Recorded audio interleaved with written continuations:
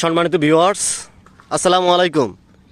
69 ফিস্টার পক্ষ থেকে সকলকে জানাই আন্তরিক শুভেচ্ছা ও অভিনন্দন। তো আমরা আজকে বড় এক ড্রাগন ফল বাগানে চলে আসলাম আলহামদুলিল্লাহ। তো এই ড্রাগন ফলের ভিডিও করার জন্য বহুত মানুষ চলে আসছে। তো এখানে এই ড্রাগন ফলের এই বাগানটাকে ভিডিও করার জন্য অনেক মানুষ আসে, সকাল থেকে বিকেল পর্যন্ত অনেক মানুষ আসে। তো আলহামদুলিল্লাহ এই পারে ওই পারে প্রচুর মানুষগুলা ভিডিও করতেছে।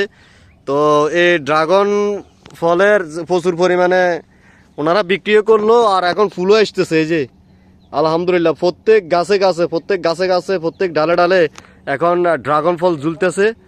তো দেখতে অনেক সুন্দর লাগে, কিন্তু এই ফুলগুলো যখন ফুটবে না তখন আরও সুন্দর লাগে। যখন এই যে এমন হয়ে যায় না, তখন একেবারে আর সৌন্দর্য চলে যায় আর কি। আবার যখন এই যে ফাঁকার সময় হয় না, যদি এই যে আবার এমন হয় না, আবার দেখতে একটু সুন্দর লাগে, ঠিক আছে।